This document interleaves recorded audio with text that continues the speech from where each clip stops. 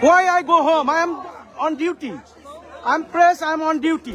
Consulate জেনারেলে আওয়ামী লীগের নেতাকর্মীদের হামলায় জড়িতদের বিরুদ্ধে ব্যবস্থা নিতে যুক্তরাষ্ট্রকে অনুরোধ জানিয়েছে Bangladesh. We should obey the law. যুক্তরাষ্ট্রকে পর্যাপ্ত চুম্বক না দিলে চীনের বিরুদ্ধে 200% শুল্ক আরোপের হুমকি মার্কিন প্রেসিডেন্টের। 3 সপ্তাহের মধ্যেই গাজা যুদ্ধ শেষ হবে বলছেন মার্কিন প্রেসিডেন্ট। ইসরায়েলের জাতিসংঘ সদস্যপদ স্থগিতের চেষ্টা করবে ওআইসি। পূর্ব ইউক্রেনের দোনেৎস্ক অঞ্চলের পূর্ণ নিয়ন্ত্রণের বিনিময়ে যুদ্ধ স্থগিত করবেন রাশিয়ার প্রেসিডেন্ট।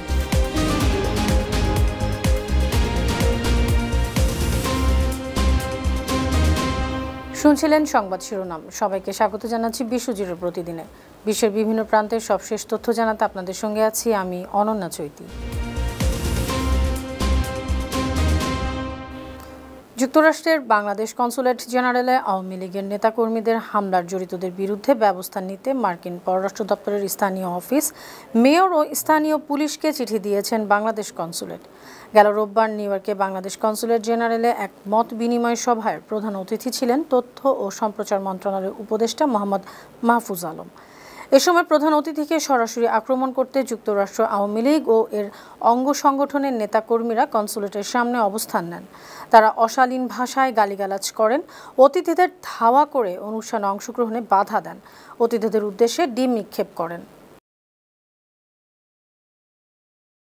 মার্কিন প্রেসিডেন্ট ডোনাল্ড ট্রাম্প জানিয়েছেন, চলতি বছরের মে মাসে ভারত ও পাকিস্তানের মধ্যকার যুদ্ধে 7টি যুদ্ধবিমান ভূপাতিত হয়েছিল। বছরের শুরুর দিকে এক পারমাণবিক সংঘাত ঠেকাতে সরাসরি ভূমিকা রেখেছিলেন তিনি। মঙ্গলবার পাকিস্তানি দৈনিক এক্সপ্রেস ট্রিবিউন এবং ভারতীয় সংবাদ মাধ্যম হিন্দুস্তান টাইমস জানায়, হোয়াইট হাউসে সংবাদ সম্মেলনে ট্রাম্প এসব কথা বলেন।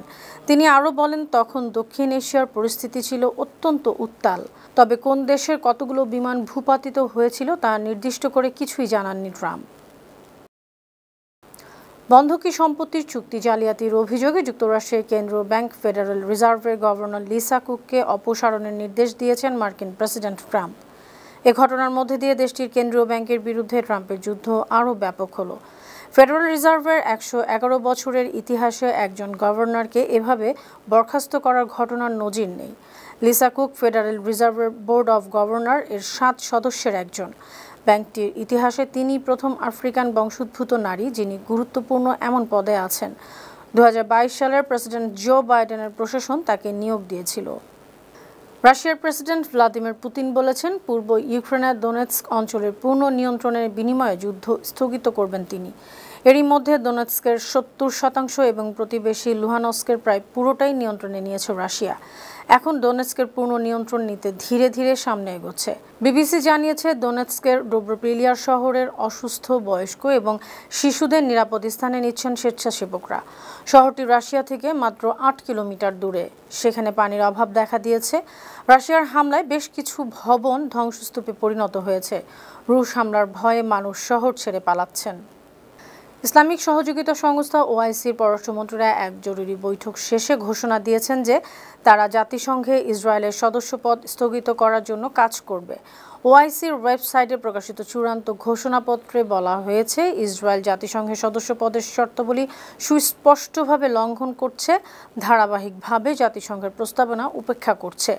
এ অবস্থায় ইসরায়েলের সদস্যপদ জাতিসংঘের সনদের সঙ্গে সঙ্গতিপূর্ণ কিনা তা যাচাই করতে ওআইসি সদস্য রাষ্ট্রগুলোর পররাষ্ট্রমন্ত্রীদের আহ্বান জানানো হয়েছে।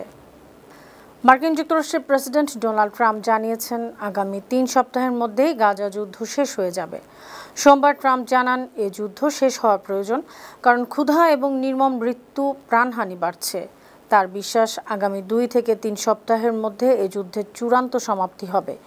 এর আগেও ট্রাম্প প্রশাসন একাধিকবার যুদ্ধ শেষ করার প্রতিশ্রুতি দিয়েছিল, তা কার্যকর হয়নি। বরং মার্কিন যুক্তরাষ্ট্র ইসরায়েলকে বিলিয়ন বিলিয়ন ডলারের অস্ত্র সরবরাহ করেছে। ফিলিস্তিনের রাষ্ট্র গঠনের আন্তর্জাতিক প্রচেষ্টা প্রত্যাখ্যান করেছে। ইসরায়েলি শাসন ব্যবস্থা বর্তমানে বিশ্বের সবচেয়ে ঘৃণিত শাসন ব্যবস্থা, এমনই মন্তব্য করেছেন ইরানের সর্বোচ্চ ধর্মীয় নেতা আয়াতুল্লাহ আলী খামেনি। সামাজিক যোগাযোগ মাধ্যম এক্সে খামেনির অফিসিয়াল পেজে হিব্রু ভাষায় তিনি এ মন্তব্য করেন। মঙ্গলবার এ তথ্য জানিয়েছে সংবাদ সংস্থা মেহের নিউজ। প্রতিবেদনে বলা হয়েছে, খামেনির অফিসিয়াল পেজে ইমাম রেজা আলাইসাল্লামের শোক অনুষ্ঠানে তার উদ্ধৃতি দিয়ে হিব্রু ভাষায় একটি টুইট করা হয়েছে। টুইটে লেখা হয়েছে, আজ আমাদের শত্রু ইহুদিবাদী শাসন ব্যবস্থা বিশ্বের সবচেয়ে ঘৃণ্য শাসন ব্যবস্থা। ফিলিস্তিনি গাজা উপত্যকায় চলমান মানবিক বিপর্যয় ও ইসরায়েলি আগ্রাসন বন্ধে মুসলিম বিশ্বকে 4টি পদক্ষেপ নেওয়ার আহ্বান জানিয়েছেন ইরানের পররাষ্ট্রমন্ত্রী আব্বাস আরাকচি। ইসলামিক সহযোগিতা সংস্থা ও আইসির জরুরি বৈঠকে এ প্রস্তাব উত্থাপন করেন তিনি। প্রস্তাবনাগুলো হলো ইসরায়েলি সরকারের সঙ্গে সব ধরনের সম্পর্ক সম্পূর্ণভাবে ছিন্ন করা, রাজনৈতিক ও অর্থনৈতিক নিষেধাজ্ঞা আরোপ করা, যুদ্ধ অপরাধের দায়ে অভিযুক্তদের আন্তর্জাতিক আদালতে বিচারের মুখোমুখি করা এবং ন্যায় বিচারের পথে বাধা সৃষ্টি করে ইসরায়েলকে অস্ত্র ও কূটনৈতিক সহায়তা দেওয়া দেশগুলোর বিরুদ্ধে অবস্থান নেওয়া। গাজা ইসরায়েলি বিমান হামলায় 86 জন ফিলিস্তিনি মারা গেছেন। রোববার থেকে সোমবার সন্ধ্যা পর্যন্ত এসব হামলায় আহত হয়েছেন 492 জন। প্রকৃত সংখ্যা আরও বেশিও হতে পারে, এ তথ্য জানিয়েছে গাজার স্বাস্থ্য মন্ত্রণালয়। নিহতদের মধ্যে 58 জন মারা গেছেন ইসরায়েলি বাহিনীর নিক্ষিপ্ত গোলায়। 28 জন নিহত হয়েছেন খাদ্য সংগ্রহ করতে গিয়ে সেনাদের এলোপাথারি গুলিতে। 2023 সালের অক্টোবর থেকে গাজায় ইসরায়েলি সামরিক অভিযানের পর থেকে সোমবারের পর পর্যন্ত গাজায় মোট মারা গেছেন 62,744 জন, আহত হয়েছেন 1,58,259 জন ফিলিস্তিনি। চীন যুক্তরাষ্ট্রকে পর্যাপ্ত পরিমাণ চুম্বক বা ম্যাগনেট সরবরাহ না করলে 200% শুল্ক আরোপ করা হবে। চলমান বাণিজ্য বিরোধের প্রেক্ষাপটে এভাবে সতর্ক করেছেন যুক্তরাষ্ট্রের প্রেসিডেন্ট ডোনাল্ড ট্রাম্প। সোমবার সাংবাদিকদের সঙ্গে আলাপকালে এ হুঁশিয়ারি জানান ট্রাম্প। কিছুদিন আগে চীন তাদের রপ্তানি নিয়ন্ত্রণ তালিকায় মূল্যবান খনিজ পদার্থ এবং চুম্বক যুক্ত করে। যুক্তরাষ্ট্রের শুল্ক বাড়ানোর জবাব হিসেবেই চীন এ পদক্ষেপ নেয়।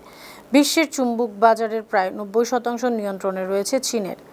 সেমিকন্ডাক্টর চিপস সহ অনেক কৌশলগত পণ্যের জন্য এই চুম্বক অপরিহার্য। ইহুদি সম্প্রদায়কে হামলার অভিযোগে অস্ট্রেলিয়ায় নিযুক্ত ইরানি রাষ্ট্রদূতকে বহিষ্কার করা হয়েছে। দেশটির প্রধানমন্ত্রী অ্যান্থনি আলবানিজ এ ঘোষণা দিয়েছেন। মঙ্গলবার ক্যানবেরায় সংবাদ সম্মেলনে আলবানিজ বলেন, গেল বছর সিডনি ও মেলবোর্নে হামলাগুলো ছিল একটি বিদেশি রাষ্ট্রের পরিকল্পিত। সেগুলোর উদ্দেশ্য ছিল অস্ট্রেলিয়ার সামাজিক সম্প্রীতি ধ্বংস করা। এটি কোনোভাবেই গ্রহণযোগ্য নয়। এ কারণে অস্ট্রেলিয়া সরকার কঠোর ও দৃঢ় পদক্ষেপ নিচ্ছে। তিনি নিশ্চিত করেন, ইরানি রাষ্ট্রদূতকে বহিষ্কারের সিদ্ধান্ত আগেই জানানো হয়েছিল। পাকিস্তানের তেহরিক-ই-ইনসাফের 59 নেতাকে 10 বছর করে কারাদণ্ড দিয়েছেন দেশটির আদালত। সাজাপ্রাপ্তদের মধ্যে ওমর আইয়ুব, শিবলি ফারাজ, জারতাজ গুলসহ দলটির উচ্চ পর্যায়ের নেতারা রয়েছেন। তাদের বিরুদ্ধে 2023 সালের 9 মে দাঙ্গায় পাকিস্তান মুসলিম লীগ নওয়াজ PMLN নেতা রানা সানাউল্লাহর বাসভবনে হামলায় জড়িত থাকার অভিযোগ রয়েছে। ফয়সালাবাদের সন্ত্রাসবিরোধী আদালত গতকাল সোমবার এ রায় ঘোষণা করেন। ওই ঘটনায় সামনাবাদ থানায় মামলা করা হয়েছিল। মোট আসামি ছিলেন 109 জন। সুপ্রিয় দর্শক, এই ছিল আজকের বিশ্বজুড়ে প্রতিদিনের আয়োজনে। দেশ বিদেশে বিভিন্ন খবর নিয়ে আবার আপনাদের সামনে হাজির হব। সে পর্যন্ত ভালো থাকুন, সুস্থ থাকুন, বানো টিভির সঙ্গেই থাকুন। ধন্যবাদ।